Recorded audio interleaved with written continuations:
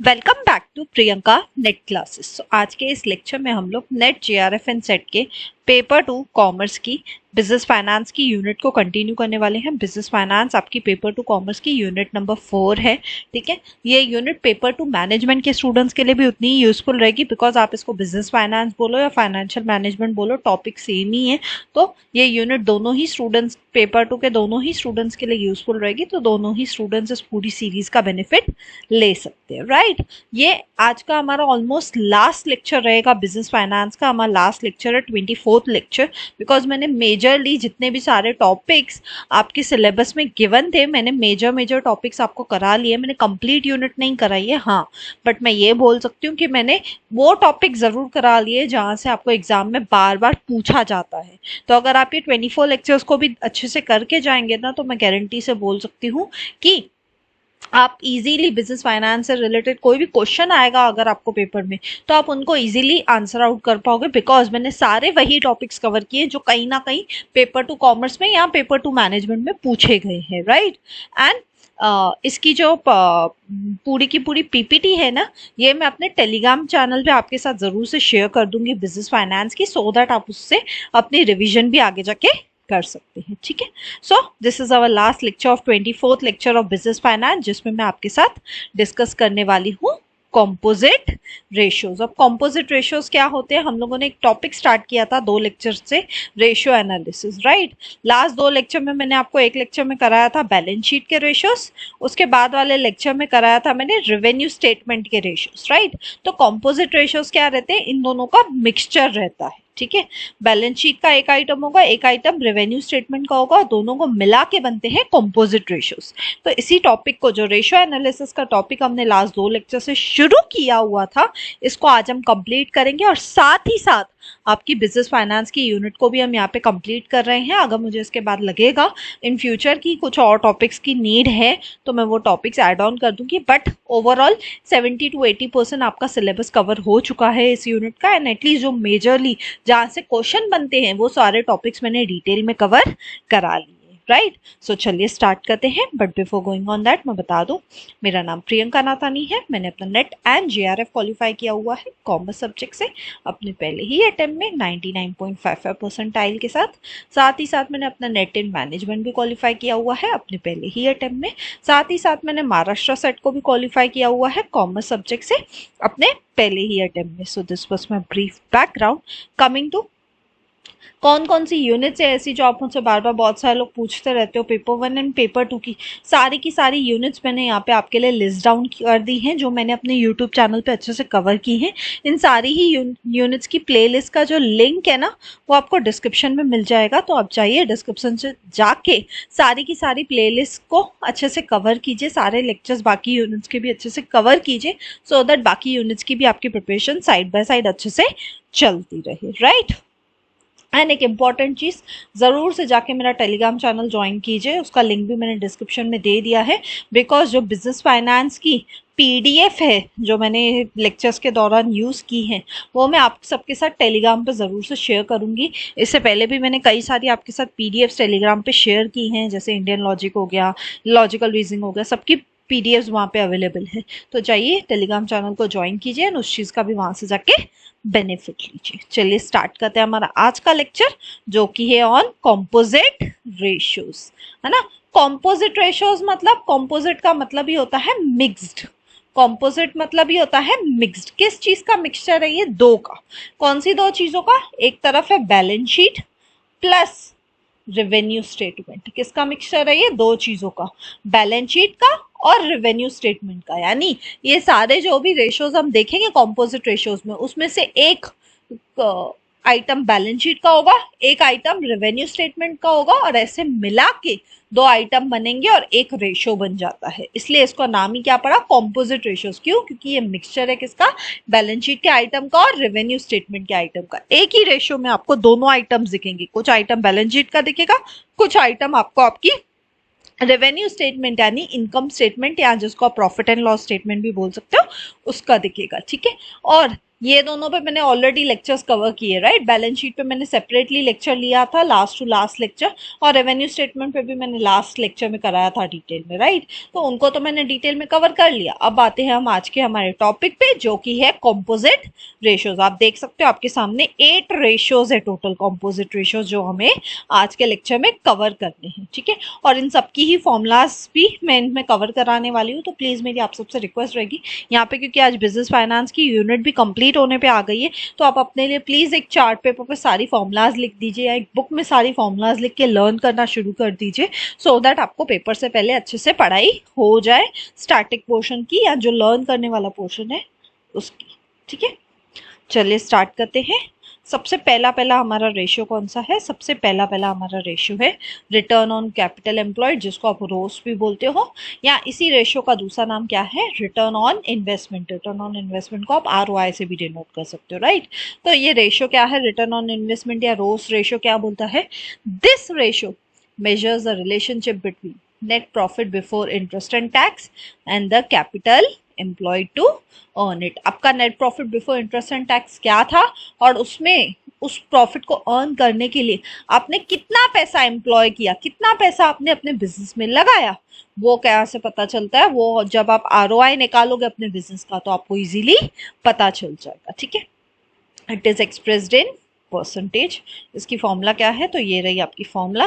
Return on capital employed की formula क्या है? आप देख सकते हो, return on capital employed is equals to profit before interest and tax divide by capital employed into 100। ये इनटू 100 पूरे को है, इसको डिवाइड करके जो आंसर आएगा मल्टीप्लाई कर देना इनटू 100 से। फॉर्मूला क्या है? Profit before interest and tax divide by capital employed into 100, ठीक है। मोस्टली आपको पेपर में क्या रहेगा? मोस्टली आपको पेपर में डायरेक्टली वैल्यू गिवन रहेगी, सिर्फ आपको डिवाइड करना है एंड आंसर आ जाएगा, राइट। ऐसा क्यों डायरेक्टली वैल्यूज गिवन रहेगी? बिकॉज आपके पेपर में सम कितने मार्क्स का आता है? एक जो सम है ना वो 2 मार्क का ही आ सकता है ना। तो 2 मार्क में मुझे नहीं लगता है वो आपको बैठ के न्यूमरेटर और डिनोमिनेटर निकालने को बोलेंगे कि PPIT भी निकालो पहले, आप CE भी निकालो पहले। बट अगर इन केस आपको निकालने की जरूरत पड़ी तो उस केस में net profit before interest and tax तो उनको देना ही पड़ेगा डायरेक्टली। कैपिटल एम्प्लॉयड अगर आपको निकालने की जरूरत पड़ी तो 2 तरीकों से आप कैपिटल एम्प्लॉयड को निकाल सकते हो। एक तरीका क्या है? Equity capital plus preference capital plus reserves and surplus plus कुछ लॉन्ग टर्म बोरोइंग्स है तो माइनस कर दो, कुछ फिक्टिशियस एसेट्स है तो minus profit and loss account का डेबिट बैलेंस। ये एक तरीका है कैपिटल एम्प्लॉयड को निकालने का। दूसरा तरीका क्या है? Fixed assets less depreciation plus current assets minus current liabilities minus fictitious assets. तो ये 2 तरीके हैं जिसके थ्रू आप कैपिटल एम्प्लॉयड निकाल सकते हो। बट ट्रस्ट मी, आपको क्योंकि 2 मार्क का ही एक सम आ सकता है, इसलिए मुझे नहीं लगता आपको ये सब निकालना पड़ेगा। आपको डायरेक्टली वैल्यू गिवन होगी, सिर्फ आपको सब्सटीट्यूट करना है और फॉर्मूला डाल के आंसर निकालना है। इसलिए बहुत ज़रूरी है कि आपको ये फॉर्मूलाज लर्न होने चाहिए, है ना। इसलिए अपने नोटबुक में या कहीं पे भी लिख के फॉर्मूलाज लर्न करना शुरू कर दीजिए अभी से, राइट। आई होप ये जो फर्स्ट रेशियो है ये क्लियर है। रिटर्न ऑन कैपिटल एम्प्लॉयड की फॉर्मूला क्या है? Return on capital employed is equals to net profit before interest and tax divide by capital employed into 100, ठीक है। या इसको आप ROI भी बोल सकते हो। ROI बोले या रिटर्न ऑन कैपिटल एम्प्लॉयड बोले, बात एक ही है, फॉर्मूला दोनों की एक ही है, सिर्फ नाम अलग अलग है, ठीक है। आई होप ये जो फर्स्ट रेशियो है कॉम्पोजिट रेशियो, ये आपको अच्छे से क्लियर है, right. Coming to second ratio, हमारा सेकेंड रेशियो कौन सा है? हमारा रिटर्न ऑन प्रोप्राइटर्स फंड, जिसको आप रिटर्न ऑन नेटवर्थ भी बोल सकते हो, और रिटर्न ऑन प्रोप्राइटर्स इक्विटी भी बोल सकते हो, ठीक है। एक ही रेशियो के 3 नाम है, पेपर में कुछ भी बोल दे कंफ्यूज मत हो जाना, इसलिए मैंने आपके लिए तीनों नाम यहाँ पे लिखे हैं, ठीक है। ये रेशियो मेजर करता है relationship between net profit after interest and tax and the proprietors capital. किसके बीच में रिलेशनशिप दिखाता है? Net profit after interest and tax और प्रोप्राइटर के कैपिटल में। और ये एक्सप्रेस कैसे किया जाता है? परसेंटेज के फॉर्म में। इसकी फॉर्मूला क्या है? तो ये रही इसकी फॉर्मूला, देख सकते हो आप। Return on proprietors fund is equals to, formula क्या है? Net profit after interest and tax, है ना, divide by proprietors fund into 100। या मैं इसको सिंपली ऐसे भी लिख सकती हूँ, या मैं सिंपली लिख दूँ नेट प्रॉफिट, है ना, divide by proprietors fund into 100, है ना। बात तो एक ही है, क्योंकि आफ्टर इंटरेस्ट एंड टैक्स बोला है तो सब आप लेस कर देना, जो फाइनली आपको नेट प्रॉफिट मिलेगा वो divide by proprietors fund into 100, लेकिन याद रखना आफ्टर इंटरेस्ट एंड टैक्स है, ठीक है। न्यूमरेटर तो आपको क्वेश्चन डायरेक्टली दे देगा। इन केस अगर आपको पेपर में डिनोमिनेटर निकालना पड़ा प्रोप्राइटर्स फंड, तो वो कैसे निकलेगा? Equity capital plus preference capital plus reserves and surplus minus fictitious assets minus profit and loss account का डेबिट बैलेंस, ठीक है। तो ऐसे करके आप क्या कर सकते हो? प्रोप्राइटर्स फंड निकाल सकते हो। बट ट्रस्ट मी, आपको निकालने की जरूरत नहीं पड़ेगी, बिकॉज 2 मार्क का सम है, तो मुझे नहीं लगता है कि फेयर होगा आपसे न्यूमरेटर डिनोमिनेटर निकालने के लिए भी बोलना। तो मोस्टली तो आपको क्या दिया रहेगा? आपको डायरेक्टली वैल्यू गिवन रहेगी, आपको सिर्फ पुटअप करना है एंड आंसर निकालना है, ठीक है। आई होप ये जो सेकेंड रेशियो है रिटर्न ऑन प्रोप्राइटर्स फंड, ये क्लियर है। इसकी फॉर्मूला क्या है?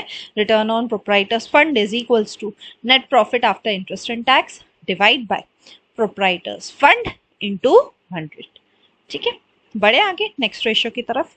तो नेक्स्ट जो रेशियो है आपका वो है आपका थर्ड रेशियो, जो कि है return on capital, return on equity capital, ठीक है। This ratio measures the relationship between net profit after interest tax and preference dividend and the equity share holders fund. Last ratio में और इस ratio में फर्क क्या है? यहाँ पे प्रेफरेंस डिविडेंड को भी लेस करना पड़ेगा उनको, right. It is usually expressed in percentage. तो फॉर्मूला क्या बन जाएगी? Return on equity capital is equals to profit available to equity share holders divide by equity share holders fund into 100। अब ये profit available to equity share holders कैसे निकलेगा? ये कैसे निकलेगा आपका? Net profit before interest and tax है minus interest, ठीक है, मिलेगा आपको नेट प्रॉफिट बिफोर टैक्स, फिर माइनस कर दो टैक्स, तो मिलेगा नेट प्रॉफिट आफ्टर टैक्स, है ना। माइनस कर दो प्रेफरेंस डिविडेंड भी, तो आपको फाइनली क्या मिल जाएगा? आपको फाइनली मिल जाएगा profit available to equity share holders, ऐसे करके। तो आपको ये निकालने की जरूरत नहीं है, क्योंकि आपको डायरेक्टली क्वेश्चन में मेंशन रहेगा, ठीक है। और इक्विटी शेयर होल्डर्स फंड भी आपको दिया हुआ रहेगा, नहीं दिया हुआ रहेगा तो आप खुद से निकाल सकते हो। कैसे? Equity capital plus reserves and surplus minus fictitious assets minus profit and loss account का डेबिट बैलेंस। इन दोनों को डिवाइड करके जो भी आंसर आएगा उसको मल्टीप्लाई कर देना 100 के साथ, तो आपको मिल जाएगा रिटर्न ऑन इक्विटी कैपिटल, ठीक है। इसकी फॉर्मूला क्या है? ये आपके सामने है। Profit available to equity share holders divide by equity share holders funds into 100। अब आपको कंफ्यूजन आ सकता है, मैम जो ये सेकेंड था और ये जो थर्ड है, इन दोनों में फर्क क्या है? तो इन दोनों में सबसे बड़ा डिफरेंस क्या था? यहाँ पे न्यूमरेटर में यहाँ पे क्या था? प्रोप्राइटर्स फंड में net profit after interest and tax बोला है ना। और यहाँ पे रिटर्न ऑन इक्विटी कैपिटल में न्यूमरेटर में क्या है? Profit available to equity share holders है। यानी दोनों में डिफरेंस क्या हुआ? दोनों में डिफरेंस ये प्रेफरेंस डिविडेंड का हुआ। अगर इक्विटी कैपिटल निकालने को बोलेगा तो आपको प्रेफरेंस डिविडेंड को भी लेस करना है, और अगर आपको प्रोप्राइटर्स फंड बोलेगा तो आपको सिर्फ net profit after interest and tax निकालना है। बात समझ रहे हैं? दोनों रेशियो के बीच का डिफरेंस क्या है? दोनों रेशियो के बीच का डिफरेंस है आपका प्रेफरेंस डिविडेंड, ठीक है। आई होप ये जो थर्ड रेशियो है और सेकेंड और थर्ड रेशियो के बीच में बेसिक डिफरेंस क्या है वो अच्छे से क्लियर है, ठीक है। आगे बढ़ते हैं नेक्स्ट रेशियो की तरफ, जो है हमारा डिविडेंड पे आउट रेशियो, ठीक है। अब नाम से क्लियर है, डिविडेंड पे आउट रेशियो यानी ये रेशियो हमें बताता है कि हम एक साल में अपने शेयर होल्डर्स को, इक्विटी शेयर होल्डर्स को कितना डिविडेंड पे आउट करते हैं, राइट। तो वो कैसे क्या दिखाता है? Dividend pay out ratio shows the relationship between dividend paid to equity shareholders out of the profits available to the equity shareholders। आप कितना डिविडेंड पे कर रहे हो अपने इक्विटी शेयर होल्डर्स को? आउट ऑफ जितना आपके पास प्रॉफिट अवेलेबल है। तो ऑटोमेटिक फॉर्मूला भी वहीं से बन रही है ना। डिविडेंड पे out ratio is equals to, formula क्या है? Dividend to equity share holders, आप कितना डिविडेंड देने वाले हो, divide by profit available to equity share holders. इन दोनों को डिवाइड करके जो आंसर आएगा उसको मल्टीप्लाई कर देना 100 के साथ, ठीक है। और profit available to equity share holders क्या है? Means net profit after interest tax and preference dividend, ठीक है। ये मैं ऑलरेडी एक्सप्लेन कर चुकी हूँ लास्ट स्लाइड में ना। Profit available to equity share holders क्या होता है? Net profit after interest tax and preference dividend, ठीक है। तो दोनों की वैल्यू आपको दी रहेगी, बस आपको वैल्यू पुटअप करके आंसर निकालना है, ठीक है। आई होप ये जो फोर्थ रेशियो है डिविडेंड पे आउट रेशियो, ये भी क्लियर है। फॉर्मूला क्या है इसकी? डिविडेंड पे out ratio is equals to dividend to equity share holders divide by profit available to equity share holders into 100। ठीक है, चलिए आगे बढ़ते हैं। नेक्स्ट क्या है? नेक्स्ट आपका रेशो है अर्निंग पर शेयर, इसको आप ईपीएस भी बोलते हैं। ठीक है, ये रेशो क्या रिलेशनशिप शो करता है? Relationship between net profit available to equity share holders and the number of equity shares. यानी इसकी फॉर्मूला क्या बन जाएगी? ईपीएस की फॉर्मूला बहुत बार आपसे पेपर में पूछी गई है और बहुत बार इस पे सम भी आया है। ईपीएस का सम कैसे सॉल्व करोगे आप? अर्निंग पर शेयर कैसे सॉल्व करोगे? Net profit available to equity share holders divide by number of equity shares. कितने नंबर थे? सपोज 10,000 शेयर्स आपने इशू किए, 5,000 किए, 1,000 किए, जो भी वो नंबर ऑफ इक्विटी शेयर्स है उससे डिवाइड कर दोगे तो आपको मिल जाएगा अर्निंग पर शेयर। ठीक है, और ये यूजुअली एक्सप्रेस किस में किया जाता है? फ्रैक्शन में। ठीक है, जैसे 1:2, 2:3 ऐसे कुछ फ्रैक्शन में आप दिखा सकते हो। ठीक है, और profit available to equity share holders कैसे निकलेगा? Net profit after interest tax and preference dividend, है ना। Profit available to equity share holders कैसे निकलेगा? मैं ये बार बार एक्सप्लेन कर चुकी हूँ। सबसे पहले क्या होगा? Net profit before interest and tax होगा, उसमें से आप क्या करो? इंटरेस्ट को लेस करो। मैं फिर से बता रही हूँ आपके लिए ही। ठीक है, उसमें से आप क्या कर दीजिए? इंटरेस्ट को लेस कर दीजिए, मिल जाएगा आपको नेट प्रॉफिट बिफोर टैक्स। ठीक है, माइनस टैक्स को लेस कर दीजिए, मिल जाएगा आपको net profit after tax, minus preference dividend को भी लेस कर दीजिए। किसको? प्रेफरेंस डिविडेंड को। तो आपको फाइनली मिल जाएगा profit available to equity share holders. ठीक है, ऐसे करके आपको मिल जाएगा एंड आप अर्निंग पर शेयर को कैलकुलेट कर सकते हो। अर्निंग पर शेयर की फॉर्मूला क्या है? ईपीएस की फॉर्मूला क्या है? Net profit available to equity share holders, जो कैसे निकलता है यहाँ पे मैंने आपको डिटेल में बताया है। ठीक है, बार बार बता रही हूँ सो दैट आपको याद रहे। Divide by number of equity shares, जो आपको क्वेश्चन में डायरेक्टली गिवन होता है। ठीक है, आई होप ये जो फिफ्थ रेशो है कंपोजिट रेशो, ये आपको अच्छे से क्लियर है। ठीक है, चलिए बढ़ते हैं आगे सिक्स्थ रेशो की तरफ, जो है price earning ratio. This ratio measures the relationship between market price of the equity share and the earning per share. Last ratio में हमने अर्निंग पर शेयर निकाला था ना, बस उसको डिवाइड डिनोमिनेटर में डाल दीजिएगा। ऊपर न्यूमरेटर क्या है आपका? Market price of an equity share, जो आपको क्वेश्चन डायरेक्टली दे देगा। तो आपकी फॉर्मूला भी यहाँ यहीं पे ही बन गई है ना, और इजीली सॉल्व भी हो जाएगी। प्राइस अर्निंग रेशो की फॉर्मूला क्या है? Market price of an equity share divide by earning per share, और इसको भी एक्सप्रेस कैसे करते हैं? फ्रैक्शन में। तो प्राइस अर्निंग रेशो की फॉर्मूला क्या है? Market price of an equity share divide by earning per share. ठीक है, आई होप ये रेशो भी आपको अच्छे से क्लियर है। Coming to next seventh ratio, one of the most important composite ratios. यहाँ से बहुत बार क्वेश्चन बना है, यहाँ से हमेशा क्वेश्चन आता है। डेटर्स टर्नओवर रेशो कैसे निकालते हैं? तो this ratio shows the relationship between net credit sales and average trade debtors.